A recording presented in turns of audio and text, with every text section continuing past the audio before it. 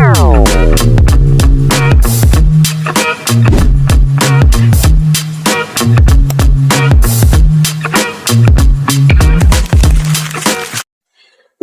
pada bagian ini kita melihat biografi singkat atau timeline dari Judith Butler. Pada tahun 1956, Judith Butler lahir di Cleveland, Ohio, Amerika Serikat dari keluarga keturunan Yahudi, Hungaria, Rusia. Dan tahun 1978, ia lulus dengan gelar sarjana filsafat atau BA dari Bennington College. Disinilah ia mulai tertarik pada pemikiran filsuf besar seperti Hegel dan filsafat Prancis. Tahun 1984, ia meraih gelar doktor atau disingkat dengan PhD filsafat dari Universitas Yale dengan disertasi tentang konsep subjektivitas dalam pemikiran Hegel, yaitu cara manusia memahami dirinya sendiri. Tahun 1990, ia menerbitkan buku Gender Trouble, yaitu masalah gender, yang mengubah cara dunia memahami feminisme secara permanen. Buku ini sangat revolusioner. Pada tahun 1993, ia menulis lagi buku yang berjudul tentang Bodies That Matter, yang memperluas teorinya tentang performativitas atau gagasan bahwa gender adalah pertunjukan atau perilaku ke ranah tubuh dan materialitas fisik. Pada tahun 2004, ia menulis Precarious Life sebagai respon terhadap peristiwa 9/11, mengembangkan pemikiran tentang etika kerentanan, bagaimana kita memperlakukan orang-orang yang rentan di dunia. Dan pada saat ini, ia aktif mengajar dan berjuang. Saat ini, Butler adalah profesor di UC Berkeley dan Bard College, sekaligus aktivis hak LGBT. Baik, di sini kita melihat pada slide ketiga, terdapat 4 pemikiran utama dari Judith Butler. Yang pertama yaitu gender sebagai tindakan. Gender bukan identitas yang sudah ada, melainkan sesuatu yang kita lakukan melalui tindakan berulang.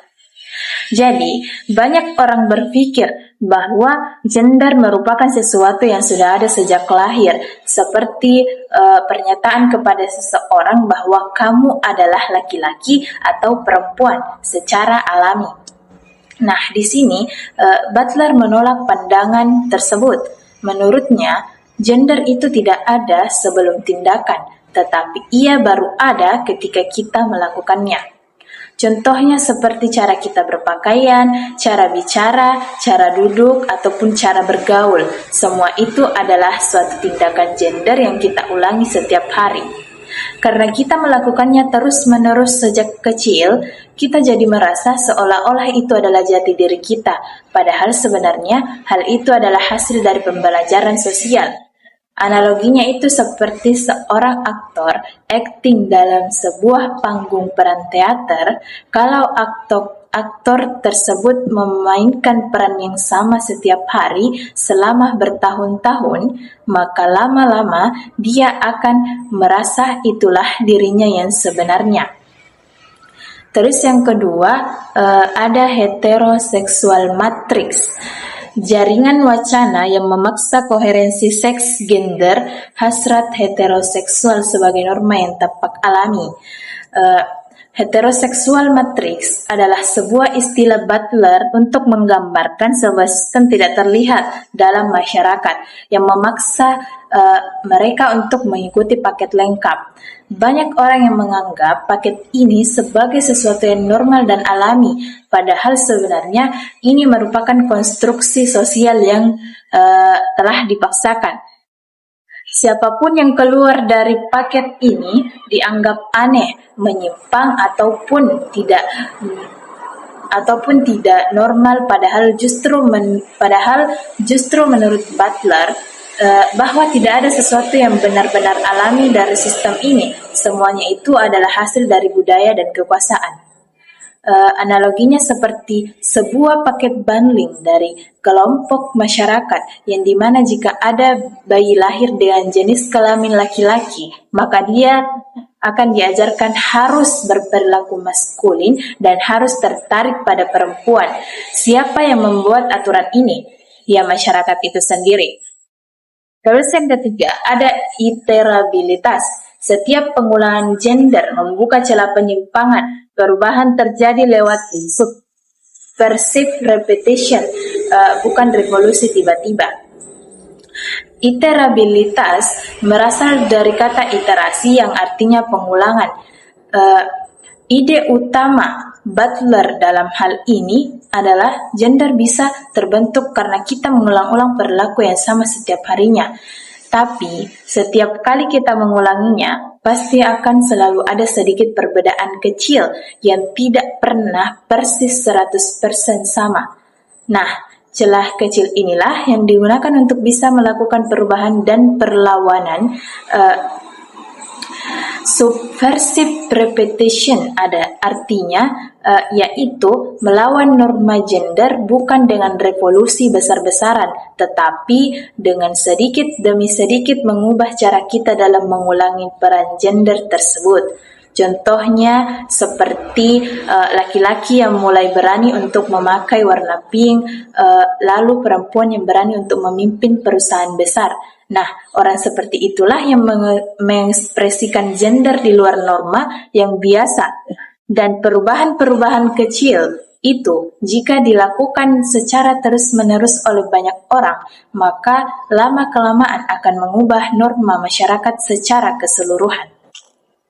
Terus yang terakhir yaitu performativitas dan pertunjukan. Bukan pilihan sadar individu, gender adalah efek dari norma yang diinternalisasi tanpa disadari sejak kecil. Performativitas bukan berarti kita setiap pagi bangun dan memilih bahwa hari ini aku mau jadi laki-laki atau perempuan. Tapi sejak lahir kita sudah dibentuk oleh lingkungan, keluarga, budaya, dan bahasa untuk berperilaku sesuai gender tertentu. Dan kita melakukan itu secara otomatis tanpa pernah menyadarinya. Contohnya itu, bayi perempuan diberi baju pink, mainan boneka, bayi laki-laki diberi baju biru, mainan mobil. Terus bertahun-tahun kemudian, mereka merasa itulah sifat alami mereka, padahal sebenarnya itu adalah hasil dari pemrograman sosial sejak kecil. Intinya, dari 4 poin tadi, yaitu Butler mengajarkan bahwa apa yang kita anggap sebagai kodrat gender sebenarnya adalah hasil bentukan sosial yang bisa dipertanyakan dan diubah, bukan sesuatu yang sudah ditakdirkan sejak kita lahir. Selanjutnya, pada bagian ini, yaitu tentang bagaimana subversi identitas itu bekerja dalam praktik. Pertama, kita harus tahu apa itu drag. Drag adalah penampilan seseorang yang berpakaian dan berperilaku seperti gender lain atau berbeda dari yang lainnya. Misalnya, ada seorang laki-laki yang berpenampilan sangat feminim atau drag queen. Apa kata Butler tentang drag? Butler mengatakan bahwa drag itu bukan hanya sekedar hiburan atau kostum semata, melainkan sebuah alat untuk membongkar asumsi besar masyarakat, yaitu anggapan bahwa ada gender yang asli di balik setiap penampilan. Adapun logika Butler tentang drag, yaitu ketika seseorang drag queen tadi meniru feminitas dengan cara yang sangat berlebihan, dalam hal ini ia sebenarnya sedang memperlihatkan sesuatu yang mengejutkan. Feminitas yang dianggap asli oleh perempuan pada umumnya juga hanyalah imitasi dan hasil tiruan dari norma yang diajarkan masyarakat, bukan merupakan sesuatu yang keluar dari dalam diri secara alami. Artinya, perempuan asli itu meniru norma feminitas yang diajarkan masyarakat. Drag queen itu meniru feminitas perempuan. Kemudian Butler menyimpulkan bahwa keduanya itu sama-sama meniru, tidak ada yang benar-benar asli. Adapun kutipan Butler yaitu laughter emerges in the relation that all along the original was derived. Artinya, tawa muncul ketika kita menyadarinya bahwa yang kita anggap asli selama ini ternyata juga hanya tiruan. Ini seperti momen ternyata ketika kita sadar bahwa tidak ada gender yang benar-benar murni dan asli sejak awal. Di sini terdapat 3 poin. Yang pertama yaitu subversive repetition. Pengulangan yang sedikit menyimpang dari norma membuka ruang transformasi identitas. Ingat konsep iterabilitas sebelumnya? Nah, ini adalah penerapannya secara nyata. Norma gender terbentuk karena orang-orang terus-menerus mengulang perilaku yang sama setiap harinya. Tapi, jika dalam pengulangan itu kita sedikit menyimpang seperti misalnya laki-laki yang lebih lembut, perempuan yang lebih tegas, maka norma itu akan mulai goyah. Lama-kelamaan, penyimpangan kecil yang dilakukan banyak orang akan dapat mengubah norma masyarakat. Contohnya itu seperti dulu itu laki-laki yang menangis dianggap lemah, namun sekarang mulai diterima. Dulu, perempuan yang bercelana panjang dianggap aneh, namun sekarang dianggap biasa saja. Perubahan itu terjadi bukan karena adanya revolusi besar, tapi karena pengulangan kecil yang terus-menerus menyimpang dari norma lama. Terus yang kedua, tidak ada asli. Tidak ada gender autentik, yang asli pun adalah tiruan dari konstruksi normatif. Ini adalah salah satu ide paling mengejutkan dari Butler. Kebanyakan orang menganggap bahwa ada gender yang asli, padahal sebenarnya drag atau ekspresi gender lain adalah tiruan dari yang asli itu. Butler berusaha untuk membalik logika ini. Ia berargumen bahwa memang tidak ada yang asli sejak awal. Apa yang kita anggap sebagai perempuan asli atau laki-laki asli itu sendiri sudah merupakan hasil meniru atau hasil tiruan norma yang ditetapkan masyarakat. Jadi sebenarnya semua orang sedang meniru sesuatu yang tidak pernah benar-benar ada. Analoginya seperti fotokopi dari fotokopi yang tidak ada dokumen aslinya. Pertama yang bisa ditemukan. Semua itu adalah salinan dari salinan. Terus yang ketiga, ada agen dalam batasan. Agensi muncul bukan di luar norma, melainkan di dalam celah yang diciptakan norma itu sendiri. Agensi merupakan kemampuan seseorang untuk bertindak dan membuat perubahan. Di sini muncul pertanyaan, jika gender kita dibentuk oleh norma masyarakat yang tidak kita pilih sendiri, apakah kita benar-benar punya kebebasan? Lalu Butler menjawab, ya, tapi kebebasan itu terbatas dan berada di dalam sistem, bukan di luar sistem. Maksudnya adalah bahwa kita tidak bisa sepenuhnya keluar dari norma. Kita akan tetap hidup dalam masyarakat dengan aturannya. Tapi di dalam norma itu pasti selalu ada celah-celah kecil yang bisa dimanfaatkan untuk mengekspresikan diri secara berbeda. Perubahan itu terjadi dari dalam sistem, bukan dengan melarikan diri dari sistem. Nah, selanjutnya pada slide ini merupakan bagian dari pemikiran etika politik Judith Butler. Nah, ada satu kutipannya yaitu whose lives count as life, whose deaths count as death. Artinya, kehidupan siapa yang dianggap berharga dan kematian siapa yang dianggap layak ditangisi. Ada 4 poin di sini. Yang pertama yaitu grievable life. Tidak semua kematian sama-sama diratapi. Wajah preciousness bergantung pada ras, kelas, kebangsaan seseorang. Jadi, grievable artinya layak untuk ditangisi atau diratapi. Butler mengamati bahwa dalam kenyataannya tidak semua kematian dianggap sama pentingnya oleh masyarakat dan media. Kematian warga negara yang kaya dan berkuasa akan diberitakan secara besar-besaran, lalu diratapi luas. Sebaliknya, kematian warga miskin, pengungsi, atau dari negara lemah itu nyaris tidak diliput, cepat dilupakan. Lalu siapa yang layak ditangisi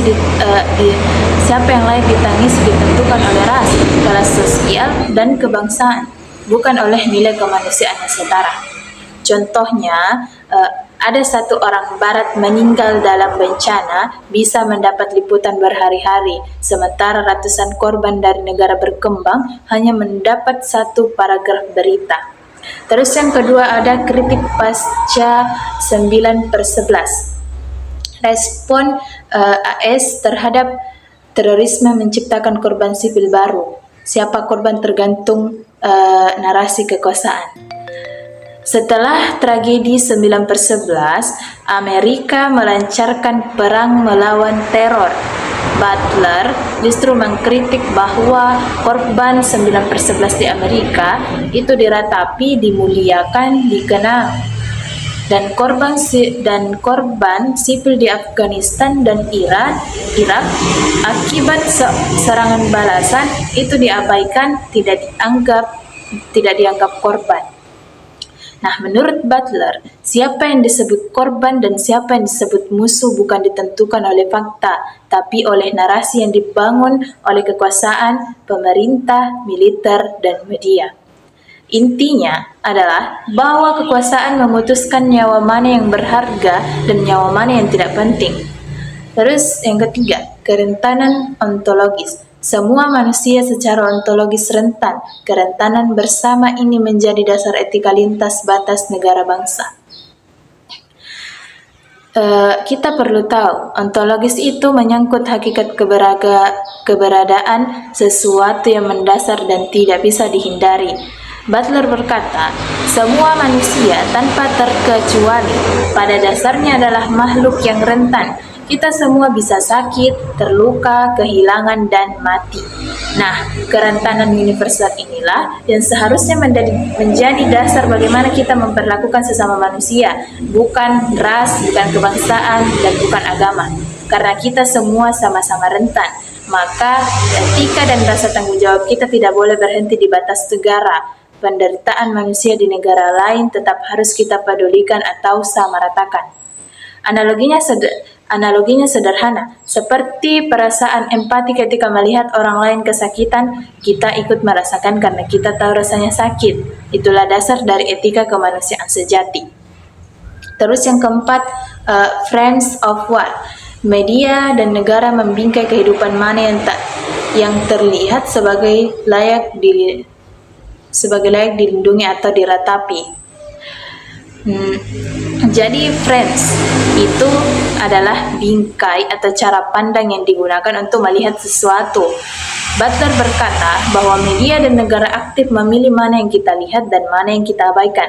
Mereka menentukan gambar mana yang ditayangkan dan mana yang disembunyikan. Mereka memilih bahasa mana yang digunakan. Teroris versus pejuang kemerdekaan, korban versus kerusakan sampingan. Nah, cara membingkai ini mempengaruhi empati kita. Kita hanya merasa sedih untuk korban yang diperlihatkan kepada kita.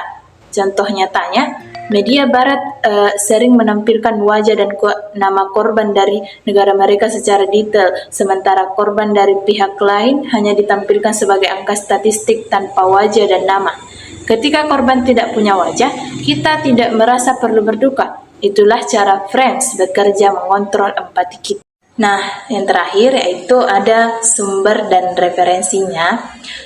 Terdapat dua, yaitu jurnal dan artikelnya ada 3, dan yang kedua karya utama Judith Butler ada 2. Baik, mungkin hanya itu yang dapat saya jelaskan tentang pemikiran dan teori dari Judith Butler.